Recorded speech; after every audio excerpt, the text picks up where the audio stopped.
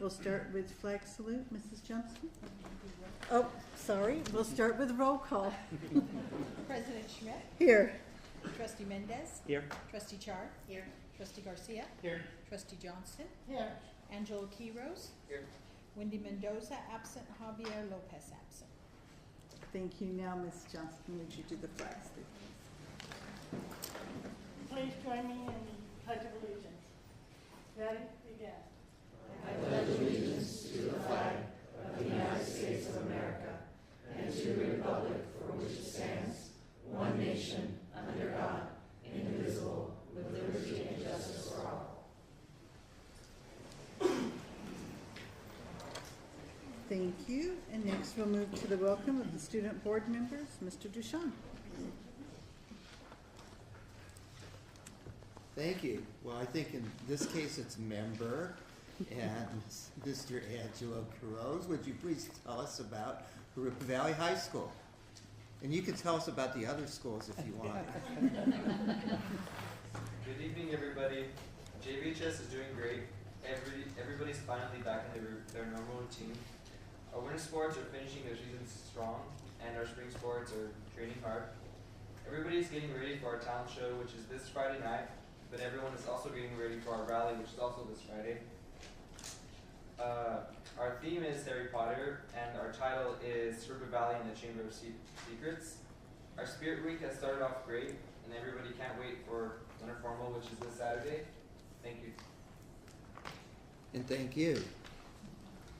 Thank you. Next we'll move on to recognitions and recognize the Jurupa Valley High School football team and the Riverside County Office of Education Academic Athletic Team Award. Mr. Dabrowski.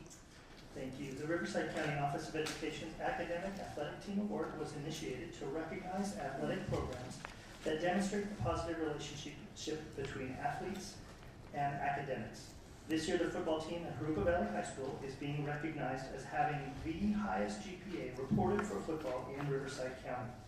This evening, Mrs. Diana Sire, Chief Academic Officer from the Riverside County Office of Education and an honorary member of the Jurupa family, is here to present a plaque to the team and coaching staff in recognition of their achievement.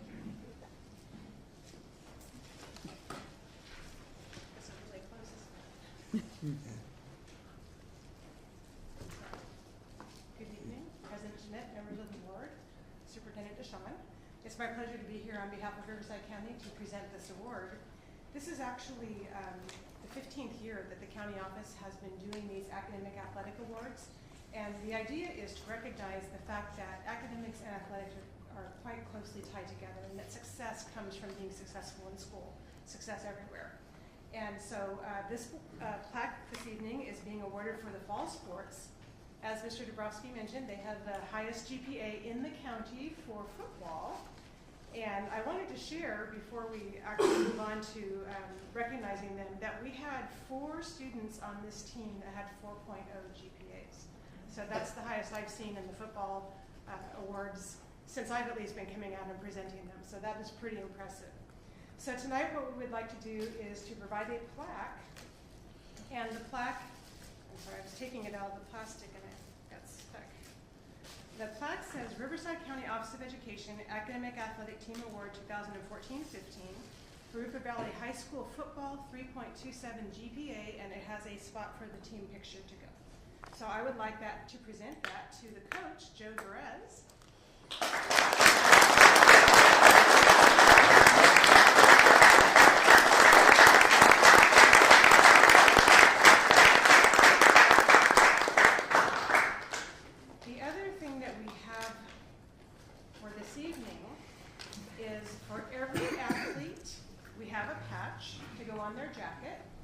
And what the patch reads is Academic Athletic 2015 Riverside County Office of Education Team Award.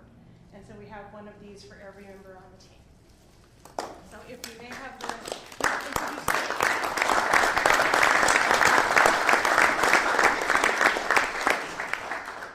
we have several members that are here tonight. Some are still in their sports at B, so basketball, baseball, and some of our other sports are still going on.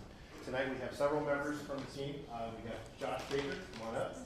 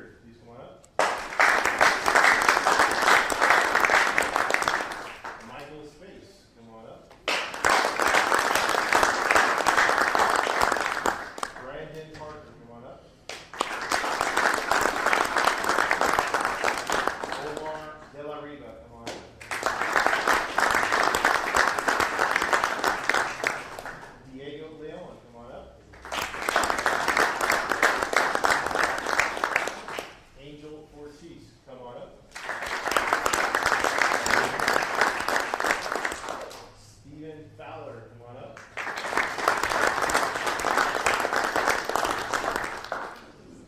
Zach Camaro, come on up.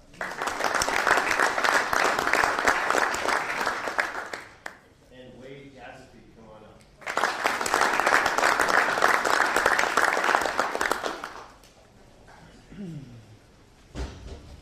We're extremely honored to receive this, and thank you very much for having us here tonight. I know the boys, all the boys, including the ones that couldn't be here tonight, were extremely tickled pink to hear about this wonderful achievement, and it's definitely something that we cherish. Thank you very much.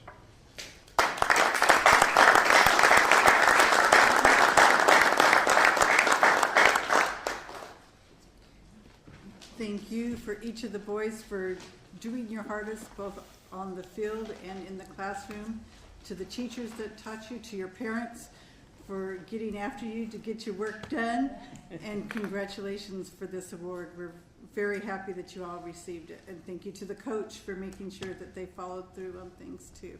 Congratulations to all of you. Next, we'll recognize Ray Marizniak, Patriot High School Athletic Director, Mr. Dabrowski. Thank you. Mr. Ray Marizniak, Athletic Director at Patriot High School, has been selected by the California State Athletic Directors Association as the Director of the Year for the CIF Southern Section.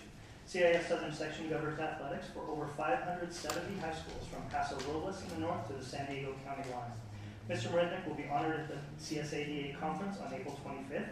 He's been with the district since 1988, has taught at Mission Middle School and Rubidoux High School, and currently is at Patriot High School. And he was unable to be here tonight. He had family in town, but he sends his gratitude. Thank you.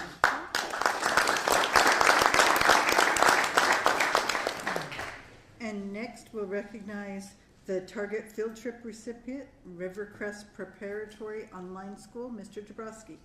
Thank you. Rivercrest Preparatory Online School has been notified they're the recipient of a grant award from Target's Field Trip Grant Program in the amount of $700. Thank you. Next, we'll move on to public verbal comment. And I don't have any pink slips up here. Is there anyone in the audience that had comments tonight? Seeing none, we'll move on to administrative reports and written communications.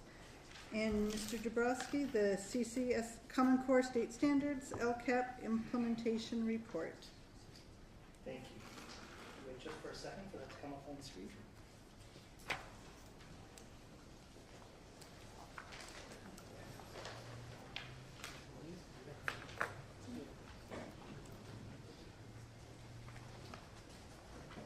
Okay, so I just have a few comments tonight, and I'm going to talk about the CASP assessment system that we'll be taking this year.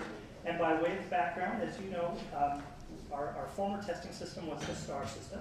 It ended in 2013. It was the last time we took the STAR test, and was replaced by a Smarter Balanced assessment. We've had lots of conversations about that. But as you know, we took the pilot version last year, which was about a 50% size of what we'll be taking this year, and we'll take the actual test this spring. But I wanted to talk just a little bit about that test, and if we move to the next slide. This is our API scores from 2003 until 2012. And as you recall, under the old STAR system, they took our scores from each of our schools, all of our students, and compiled them and gave the schools and districts a score, which was called our API score. But you can see that we made a lot of growth over time from 2003 up until 2012. But if you direct your attention back to 2003, that was the first time we took that STAR test. We had a new set of standards, we had a new assessment, and we were just getting started. And as a result, we had many of our students were not proficient at that time. So if you think about where we are now and compare it to where we were in 2003, it's very similar. We have a new set of standards that we've been working very hard at, and while we learned a lot over the last many years about achievement and we're working very hard, we're in a very similar position. If we go to the next slide, the test will have 4 achievement levels. And starting at the highest level, level 4, would be demonstrating a thorough understanding and ability to apply the Common Core standards. The level 3 is an adequate understanding. Level 2 is a partial understanding, and level 1 is a minimal understanding. So you can see that's the system we have. And that replaced the 5-point far below basic, basic, proficient, and advanced system that we had in the past.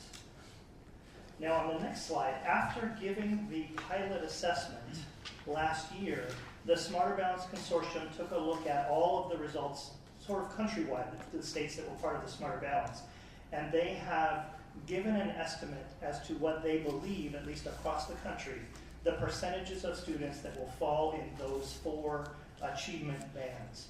So if you look at the, this is language arts, their estimate for language arts, and if you look at 3rd grade, that first bar chart on the left, as you can see, they estimate about 18% of our students will be at the thorough understanding level, 20% of our students will be at the adequate, 27% will be at the partial, and 35% will be at the minimal level of understanding and ability to apply. And you can see that goes across 3rd through 8th grade and grade 11, all of the grades that take that test. So that just is to sort of demonstrate the place that we're in and where we believe more or less our students may do on this assessment, and sort of manage our expectations. We've started presenting this. I've spoken at the DLAC and provided them this information, and at our stakeholder groups and at our school site councils, we will be giving our families this information so that they have an accurate picture that it's not comparable between the STAR assessment and the new assessment, because they're a whole different type of test and a whole different set of standards. If you go to the next slide, there's the same information and for mathematics. But if you look, for example, let's say 6th grade, about in the middle of that chart, if I look at the red and the yellow, the 2 lowest performing percentage bands, they estimate that about 67% of our students will be in those percentage bands, and that the remainder will be in the level 3 and level 4. So as you can see, this will our results are going to be different from what we've had in the past, and so we want to make sure, and we'll do all we can to educate our parents and to prepare them for that information, and to educate our students and make sure they're aware. We may have a student that 2 years ago was proficient and may not score a 3 or a 4 this year. So we want to make sure that we do everything we can to prepare them to be as successful as they can. And we've talked about all the different things that we've done to prepare our students to be successful. But another element to that puzzle will be to make sure that we manage the expectations of our families and of our students as well. So we'll be engaged in that work from now until that testing window will open early March. We'll have a 12-week window where our students will be taking those tests, and we'll receive those results sometime early in the late summer. That's it for today. Questions? Yes. One difference between where we are now and we were in 2003, it was the pencil paper test, and it was a bubbling sheet that we had to do. The test is quite different this time around. Not only in terms of the way in which students have to express what they know rather than choosing a ready-made answer, but also in terms of the use of the technology to be able to navigate within the system itself to take the test and pull out that information and documents and use the actual technology in the process of taking the test.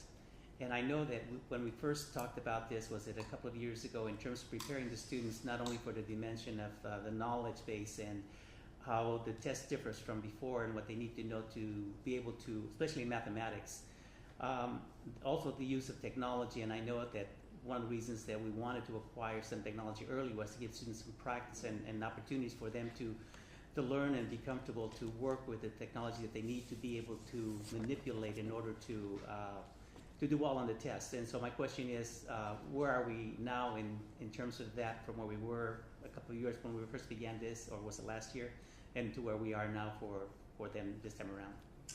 Well, on the simply the device front, in terms of having accessibility to devices for students to become proficient at the computer, we've come a long way. As you recall, we purchased many sets of the 6-seat computer systems. We now have those in all of our elementary classrooms, many of our secondary classrooms, so that in the classroom students have access to that technology. And then both last year and this year we purchased carts of 20 laptops per cart so that we would have mobile carts that students could utilize to take the test and then would be available to our teachers and classrooms and students throughout the school year so they could continue to familiarize themselves with the skills needed. So from a device end, we've come a long ways. We have a set of laptops that are on their way out, the final set, to sort of augment what we had before and be prepared for the longer test that we'll be taking. We have brought on board an additional teacher on special assignment in the technology department who've been engaged in training teachers and assisting them in preparing their students to be ready to take the test and to be technologically literate. We have a series at each school. We have what we call a technology facilitator, which is a teacher with a particular interest and expertise in technology that sort of assists other teachers. And they came together and worked on a grade by grade set of expectations for what teachers ought to know and be able to do at each grade level, so that, you know, if they're a kindergarten student, what they need to know in kindergarten, so that by the time they get to third grade, they'll be successful on the assessment. And so that's been created and revised and placed in teachers' hands. And it's a work in progress. Certainly, we're not all the way, but we have come quite a ways from where we were, say 2 years ago when we first began these discussions. And the other question has to deal with the devices and technology itself, the infrastructure as well. I know that we here in the district took a proactive action again a couple of years ago to begin acquiring the technology, the infrastructure, to ensure that it was all in place, you know, for us to be able to get students ready to go through the testing. Other districts, I don't think, have done as well as we have, and those that did maybe didn't make the right choices in terms of technology they invested in. But it seems to me that we've done a good job where we are today in terms of having taken the opportunity and allocated the resources to get all those things in place. My question is sort of this: it's kind of a far off question, I guess, because I don't know how far this will go. There's an advocacy that's taking place by a variety of organizations, and even maybe even in the legal arena at some point, that if this is a mandated test, that it could cost potentially, I understand, something like in the neighborhood of $1 billion statewide. And so if this is in fact viewed as a mandated cost and we get reimbursed, would we be eligible then possibly to get reimbursement from the state if that were to magically ever happen? I'm going to let Paul handle it. I have not heard that, but we would be the first in line to put in for a reimbursement. There are many districts and many organizations saying that districts are bearing a tremendous amount of cost in getting all this in place, and if it's going to be a mandated requirement on the part of the state, then we should be compensated for, you know, having to do that, and so that's interesting. I can answer it in a little bit more detail. Mandated cost claims are approved by the Mandated Cost Commission, which actually exists somewhere in Sacramento, off in a cloud. And so you have to do what's called a mandated test claim. Not because it's a test, but it's called a test claim. Right. It has to be approved by the commission. Once it's approved by the commission, it goes in as an approved mandated cost that you can submit a claim to the state for. And then you get reimbursed just as soon as we get reimbursed for, I believe, the $19 million the state currently owes us and probably will never pay. So there may be a little bit of cynicism in that answer, but the real answer is I doubt that we'll ever get reimbursed, other than the one-time funding we've gotten for the past 2 years. Well, it's actually 2, maybe going on 3, for the implementation of Common Core standards. So we could see some of it. And actually, I believe that it's on 2 fronts, that they're trying to get some sort of help for districts to help with the cost that's been added in this regard. The other may be through getting the governor to increase budgetary allocations that'll help to provide some funds and resources for that. So let's hope that something happens. Madam President, I got a Yes. question, if I may. Mr. Dabrowski, just looking at this presentation you provided, this is based on 21 states. Do we expect Jurupa's distribution to match this? Or do we know? I don't. It's anybody's guess at this point, because as you know, we didn't get any results from the pilot assessment. So we don't really have any indicators to base it on. I can say that we have been ahead of the curve and very successful in our implementation in classrooms of Common Core instruction. So, based on the hard work of our teachers and the good work of our teachers and the units of study committee and the staff development that we've had, I feel like we as a district are in a good position. But I really couldn't guess as to whether I thought our distribution would match it or not. Okay, thanks. Any other questions? Item B is to accept the initial bargaining proposal for CSEA 392. Mrs. Elzick. Thank you. The district is in receipt of the initial contract reopener proposal from CSEA Chapter 392 for the 2015-16 school year. It's recommended that the board receive the proposal and withhold comment at this time. The proposal will be publicized to permit public verbal comments in the verbal hearing session at the next regularly scheduled board meeting. This is for information only. Thank you. And item C is to accept the initial bargaining proposal for NEA Jurupa. Mrs. Elzick again. Thank you. And this is the same thing, but for NEA Jurupa, the district is in receipt of the initial contract reopener proposal from NEA Jurupa for the 15-16 school year. Recommended that the board receive the proposal and withhold comment. Excuse me.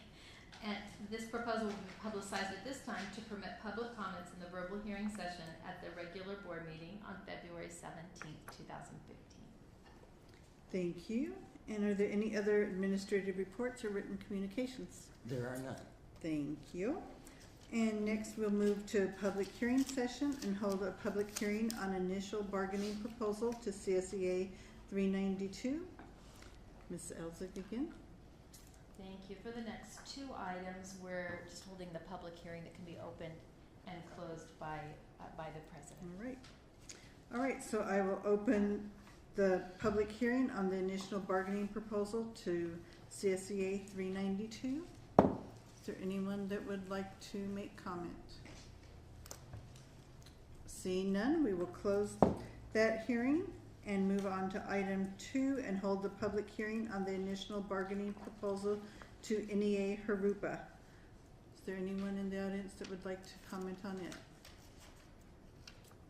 Seeing no movement, we will close that hearing also and move to the action session and approve routine action items by consent, items A 1 through 8.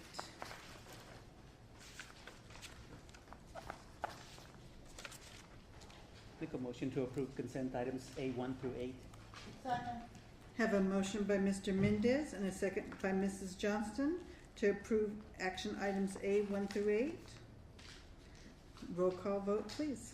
President Schmidt, Yes. Trustee Mendez, Yes. Trustee Char, Yes. Trustee Garcia, Yes. Trustee Johnston.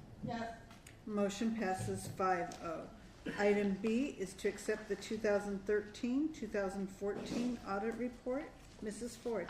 The district's audit for fiscal year 2013-14 has been completed by our auditing firm, Nigro and Nigro. A copy of the complete audit report and summary have been provided to the board. And tonight we have Mr. Jeff Nigro of Nigro and Nigro here, who will be able to answer any questions that you might have about the report. Great, thank you. And I also have a little handout here. Can I bring it up? Just I don't think I had I enough can for pass it everybody, but everybody up here gets one. You guys can check. And that little handout's going to go into a little more detail about the audit than I'm going to spend here tonight. I realize you have a busy agenda, so I'm going to try to be very brief. I'm sure you'll all appreciate that, but I'll just go over the highlights for you. 2013-14 audit report was completed last fall, filed with the state in December in accordance with the required deadline. And the reason I can go through the report with you so quickly is because there's really nothing exciting to tell you. And That's good. from your auditor, you don't want to hear. We appreciate that. So good news is good news in this case.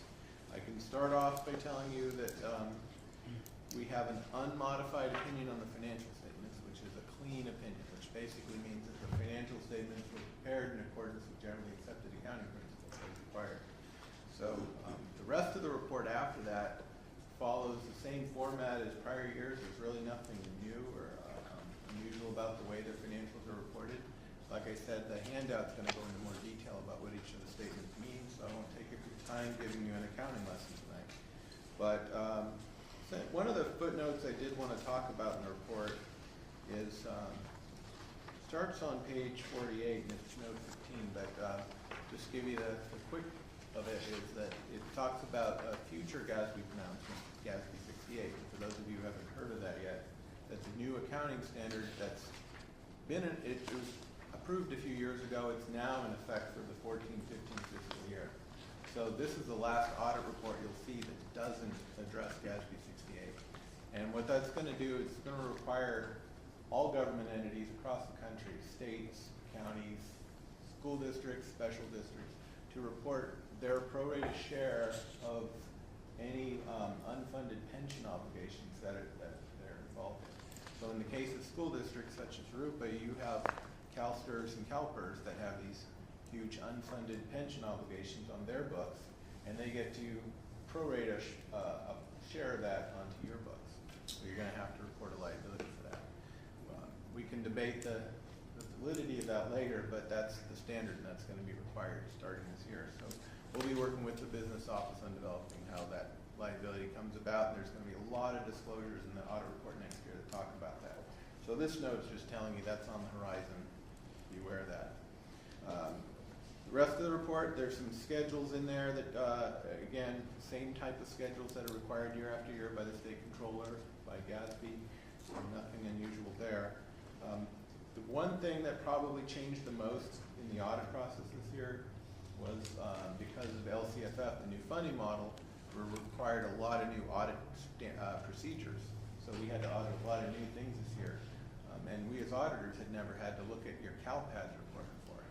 So we had to get a good lesson on that, and we had to look at the CalPADS reports, the counts of free and reduced students and EL students, and we had to do a lot of sampling on that to make sure that students were classified correctly. And the fact is that there were no findings in that area, so the CalPADS numbers were good. So, and we found probably about half the school districts we audited found problems in that area, so it's pretty good that you didn't have any problems in that area. Finally, the last section of the report, the findings, request, and costs, that's usually the section everyone goes to first. But pleased to report no audit findings this year. So that's just like the year before. And finally, the last few pages of the report, they look like findings, but they're not. It's our management letter. And this is something that we never used to have to put in the report before, but this is just to let you as the board know that here are some issues that we discussed with management during the course of the audit. We didn't think they were significant enough to rise to the level of what we consider findings, but they were significant enough that we brought them to bring them to your attention, and they're all ASB issues. So from our site testing out at the school site, or ASB, just some observations that we made out there. And that's it. That's about as quickly as I can get through the audit. I'd be happy to take any questions you have. Thank you. Are there any questions? No? I think we're good. Thank you for coming and going through it with us tonight. Well, thank you.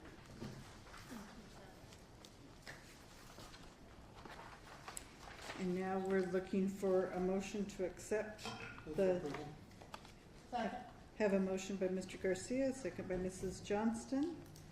Roll call vote, please. President Schmidt, Yes. Trustee Mendez, Yes. Trustee Char, Yes. Trustee Garcia, Yes. Trustee Johnston. Yes. Motion passes 5-0. Item C is award of the contract to conduct a geotechnical investigation for the proposed K-8 number 5 school site. Mrs. Ford. Administration is requesting approval to contract with Layton Consulting Incorporated to conduct a geotechnical investigation for the proposed site plan for the Jurupa K-8 number 5. And the reason that that's number 5 is because we already have on the books the K-8 number 1, 2, 3, 4 at CDE, and they don't like to change their numbering system. So we don't want to confuse them, so we're just calling it number 5, even though number 1, 2, 3, 4 never happened. Just letting you know about that. The California Department of Education requires a geotechnical study be completed and submitted as part of the CDE site approval process. And using the proposed site plan, Layton Consulting will evaluate the surface and subsoils to determine if the conditions of the soil will support the proposed site plan. The results of the investigation will be included in the district's school plan submission to CDE. So administration is recommending that the board award a contract to conduct a geotechnical investigation for the proposed K-8 number 5 to Layton Consulting Incorporated in the amount of $20,900. Move for approval. Second. We have a motion by Mr. Mendez, a second by Mrs. Chard. Any questions or comments? Roll call vote, please. President Schmidt, Yes. Trustee Mendez. Yes. Trustee Chard, Yes. Trustee Garcia, Yes. Trustee Johnston. Yes. Motion passes 5-0. Item D, adopt resolution number 2015-47, the resolution designating certain products, brands, or services pursuant to Public Contract Code, Section 3400. Mrs. Ford. Administration recommends the board adopt a resolution designating Solidyne HVAC monitoring system as the district's uniform, complete, and compatible HVAC building automation system. With the exception of the education center, all of our other buildings are on this district HVAC system and are monitored and regulated through the Solidyne system. Replacing the current HVAC controls with Solidyne will result in district-wide compatibility and eliminate the need to contract with an outside vendor, which is what we currently do for service. District staff has been trained on the Solidyne system, and the district maintains an inventory of equipment needed for replacements and for maintenance. By adopting this resolution, the board is making a finding under Public Contract Code Section 3400, that a particular product or brand is required to match an already completed project, and that the product is only available through one source, the sole source, allowing the district to contract with the sole source provider for Solidyne system. Administration recommends the board adopt resolution number 2015/47, designation of certain products, brands, or services pursuant to Public Contract Code Section 3400. Thank you. Any questions? To approve. I also want to know if we had an estimate on what ballpark number that we could save by making these improvements here in this building. I did ask if Jonathan McClure might be able to give us an estimate, and he said he would be hard pressed to venture to get that estimate at this time, but he does know that we will realize a cost savings by having a new system. And we don't know how much we are losing by not having the system exactly. We don't, because we've always had this system in the building, so we have no baseline at this time. Okay, we have a motion by Mrs. Johnston, Second. a second by Mr. Mendez. Any other questions or comments? Roll call vote, please. President Schmidt, Yes. Trustee Mendez. Yes. Trustee Chard, Yes. Trustee Garcia, Yes. Trustee Johnston. Yes. Motion passes 5-0. Item E, approve the purchase of a Solidyne HVAC management system. Mrs. Ford. So this is in combination with item D, and administration is requesting approval to purchase the Solidyne HVAC management system for the Education Center through Technical Air Corporation as the sole source provider of the system. Pricing for the system is $119,750 and will be funded using deferred maintenance funds. I so move. Second. Motion by Mrs. Chard, a second by Mr. Mendez. Any questions or comments? Roll call vote, please. President Schmidt, Yes. Trustee Mendez. Yes. Trustee Chard, Yes. Trustee Garcia, Yes. Trustee Johnston. Yes.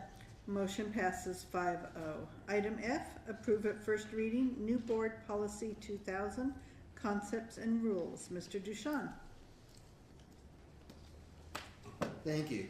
This board policy actually was brought to us by Mrs. Mersman after the board study session. Her suggestion was that it just clarified things, the practices that were already in place, and codified it for future reference, so it's being brought to you for first consideration tonight. Move for approval. Second. Have a motion by Mr. Mendez, a second by Mr. Garcia. Questions or comments? Go ahead. Just a comment that it was really nice to have the opportunity to sit with her that day and go over things that had been effective practice already in our district and just codify them and something to continue to guide us as we move forward. So, thank you. I might share just a comment too, that she was very pleased to work with the board And one comment that she made is when you have a board that is this committed to working together in good governance, it's really a good time to put good policies in place when there's not a controversy. Thank you. Any other questions or comments? Roll call vote, please. President Schmidt, Yes. Trustee Mendez, Yes. Trustee Char, Yes. Trustee Garcia, Yes. Trustee Johnson. Yes. Motion passes 5-0. Item G, adopted a second reading, new board policy and administrative regulation 0430, comprehensive local plan for special education. Mr. Dabrowski. Thank you. This is the second reading of Board Policy and Administrative Regulation 0430. It defines terms used within the Individuals with Disabilities Education Act and the elements of a local plan developed by the Special Education Local Plan Area, or SELPA. Administration recommends the Board adopt its second reading, new Board Policy and Administrative Regulation 0430, comprehensive local plan for special education. Make a motion to approve? Second. Have a motion by Mr. Mendez, a second by Mrs. Johnston. Any questions or comments? Roll call vote, please. President Schmidt, Yes. Trustee Mendez, Yes. Trustee Char, Yes. Trustee Garcia, Yes. Trustee Johnston. Yes. Motion passes 5-0. Item H, adopted a second reading, new board policy and administrative regulation 5141.21, administering medication and monitoring health conditions. Mr. Dabrowski.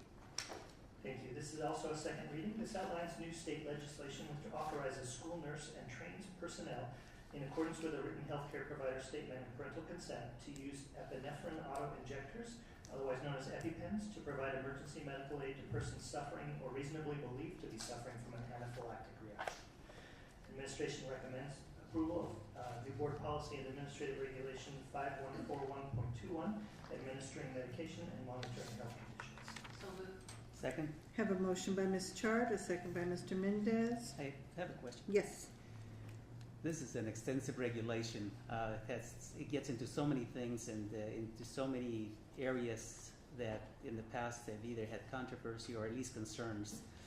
And I guess it's nice to finally see it so detailed and so specific that pretty much the questions that people had or the concerns in terms of liability, in terms of safety, in terms of who could really be authorized to do so, recognizing that the need is there in our schools and on the part of our students.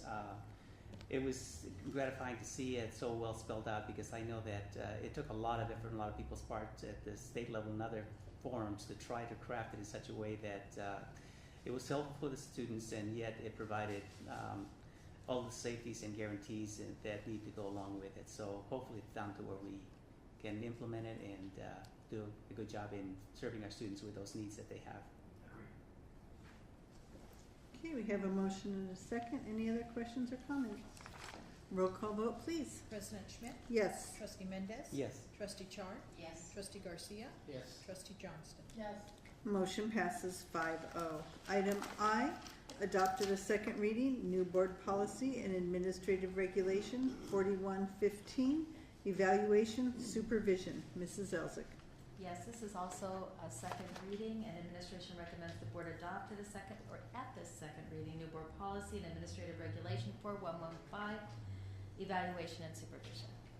Move for approval. Second? Have a motion by Mr. Garcia, a second by Mr. Mendez. Questions or comments? Roll call vote, please. President Schmidt, Yes. Trustee Mendez, Yes. Trustee Char, Yes. Trustee Garcia, Yes. Trustee Johnston. Yes. Motion passes 5-0. Item J, adopted a second reading, revised board policy 4315, personnel, MLT, administrative management, confidential employees. Mrs. Elzick. Thank you. Again, this is a second reading, and administration recommends the board adopt revised board policy 4315. Move for approval. Second? Have a motion by Mr. Mendez, a second by Mr. Garcia. Questions or comments? Roll call vote, please. President Schmidt, Yes. Trustee Mendez, Yes. Trustee Char, Yes. Trustee Garcia, Yes. Trustee Johnston. Yes. Motion passes 5-0. Item K is to act on student discipline. We have one approved admission case, 15-023. Move for approval of admission number 15-023. Second. We have a motion by Mr. Mendez, a second by Mrs. Johnston. Roll call vote, please. President Schmidt? Yes. Trustee Mendez? Yes. Trustee Chard? Yes. Trustee Garcia? Yes. Trustee Johnston? Yes. Motion passes 5-0. Approved reinstatement cases, we have 8, 13-038, 13-066, 14-007, 14-028, 14-036, 14-039, 14-063, and 15-002. Move to approve reinstatement cases number 13-038, 13-066, 14-077, 14-028, 14-036, 14-039, 14-063, and 15-002. Second. Motion by Mr. Mendez, second by Mrs. Johnston. Roll call vote, please. President Schmidt? Oh. Question? Uh, Mr. Mendez was reading that. Oh. I believe he misread one of the numbers. Oh. Might make a difference. Which- I believe he said 14-077. Technically, he doesn't have to read. Yeah, he did- as long as, 007. yeah, Yeah. that's, I just want to clarify that. in case That's- it affects another student. thank you. Thank you. All right, roll call vote, please. President Schmidt? Yes. Trustee Mendez? Yes. Trustee Chard? Yes. Trustee Garcia? Yes. Trustee Johnston? Yes. All right, motion passes 5-0. Denied reinstatement cases, we have 9, 13-050, 13-061, 13-091, 14-013, 14-038, 14-058, 14-069, 14-083, 14-084. Move to approve denied reinstatement case, the 9 reinstatement cases indicated here on the agenda. I second. Have a motion by Mr. Mendez, a second by Mrs. Johnston. Roll call vote, please. President Schmidt? Yes. Trustee Mendez? Yes. Trustee Chard? Yes. Trustee Garcia? Yes. Trustee Johnston? Yes. Motion passes 5-0. Denied admission, suspended expulsion cases, we have 1, 15-032. Move to approve denied admission suspended expulsion case number 15-032. Second. Have a motion by Mr. Mendez, a second by Mrs. Chard. Roll call vote, please. President Schmidt? Yes. Trustee Mendez? Yes. Trustee Chard? Yes. Trustee Garcia? Yes. Trustee Johnston? Yes. Motion passes 5-0. Denied readmission, suspended expulsion case, we have 1, 15-022. Move to approve denied readmission suspended expulsion case number 15-022. Second. We have a motion by Mr. Mendez, a second by Mrs. Chard. Roll call vote, please. President Schmidt? Yes. Trustee Mendez? Yes. Trustee Chard? Yes. Trustee Garcia? Yes. Trustee Johnston? Yes. Motion passes 5-0. Item L, approve personnel matters. Approve initial bargaining proposal to the CSEA 392. Mrs. Elzick. Thank you. During the board meeting on January 20th, 2015, the board received and reviewed the initial bargaining proposal from Jurupa Unified School District to CSEA Chapter 392. Following the public hearing this evening, administration recommends the board approve the initial bargaining proposal to CSEA Chapter 392 as printed in the supporting documents as a basis for negotiations. Move for approval. Second. Have a motion by Mr. Mendez, a second by Mrs. Johnston.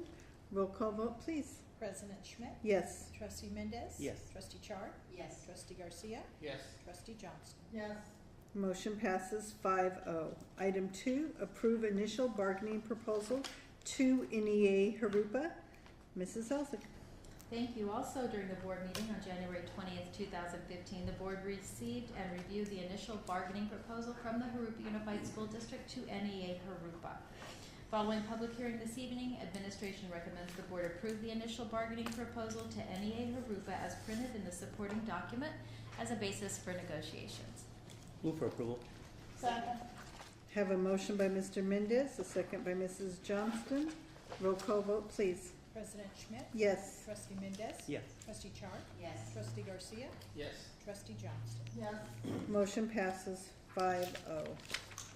Item N, board member comments and committee reports. Mrs. Chard, we'll start with you. Well,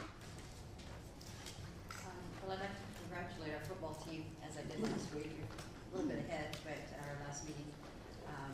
I'm very proud to see that we have students that really can do more than one thing.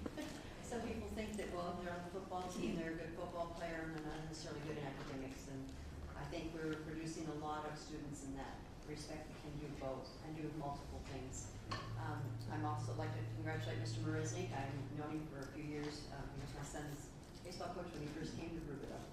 And I'm very proud to be on a board and work for a district that has so many honors coming through. And we seem like we're just getting honors every meeting, and I think it's great. The only other thing that I'd like to say is that I wish there were more parents here, and as a new school board member, I'm continually learning things that can help our parents, and I'm hoping that some of our parents will take advantage of going to the meetings at their schools, some of the meetings that are being put on by Mr. Campos, for the parents' benefit, that they contact people and really try and utilize the services that we have here in the district, because it shows up in our assessments, it shows up in the student attendance, it shows up in the parents being happy with the district, and maybe not so many transfers out of some of the schools. People are enjoying the area, the community's growing fast again, and I think it's great that we have so many staff members that are available to help everyone, and I appreciate them. I know the rest of the board does too. That's all I have. Thank you very much. Thank you. Mrs. Johnston? Oh, geez, we didn't know where to start, but congratulations to Jurupa Valley football team, and good for them for putting achievement at the top of the list so we can achieve on and off the field. So I agree with you on that one. And congratulations to Mr. Marisnik of Patriot High, the athletic director there. And the more we hear about, the happier we are.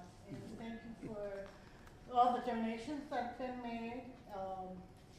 That's really wonderful that we get that participation from businesses and parents and others.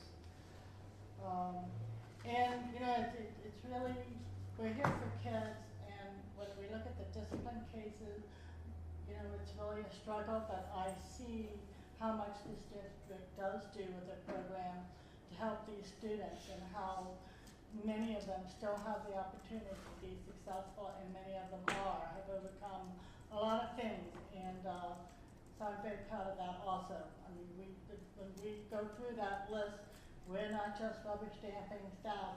We actually know what's happened with those kids and how they've changed. So thank you very much for that. Thank you. Mr. Garcia? Again, I want to congratulate the Jurupa Valley High School team. I think it's great that we're focusing on education. You know, I read a study recently that any given year there are 500,000 students that are high school football players, and of those only about 18,000 get recruited by colleges, and of those every year only 250 actually get recruited to the NFL. And along the way, a lot of these kids haven't had that focus on education, even in college, so they don't make it. So it's important to congratulate not only the team, but the coach and the teachers, principal, staff for focusing these kids on education, so they have something to fall back on. And I'm glad to hear there are 4 students that had 4.0s. That's pretty excellent. So that's all I have for tonight. Thank you. Mr. Mendez?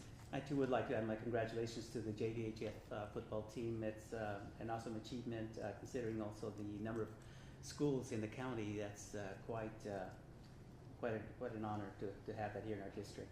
And it's been said that the students are successful because there's so many adults there behind them to encourage them, support them, and give them the guidance that they need. So really proud of them, and all the people behind the scenes as well. Also, again, congratulations to Coach Marisnik. He's been in the district for quite a long time, hasn't he? And a well-deserved honor. again, 570 high schools at the southern. No, that's the other one. Anyway, he's done a great job as director, and it's an honor for him to have received this award. I also would like to recognize the staff here in the district. We keep receiving audit reports that really always show how well our district is being managed. And it's your efforts that bring that about, the entire staff, because it really takes a full team behind you to make sure that that things are done the way they need to be done and keep us out of trouble. So, thank you. Karen does a good job of that. Thank you. And I would like to once again congratulate the football team, their families, teachers, and all the staff at Jurupa Valley. It's an accomplishment to be proud of for them to receive this award. Mr. Marisnik for his award coming up, Rivercrest Academy for their field trip monies from Target, and the staff for the audit report. It's always nice not to have any major bells going off, and we appreciate that we are stewards of our money and make sure that it's going to the right places to help the kids and not places where it shouldn't be going. With that, we will, I won't go there. With that, we will be going back into closed session, but there won't be anything to report out from that. Thank you all for spending the evening with us. 7:10, we're re-adjourning to open, and then we'll close out.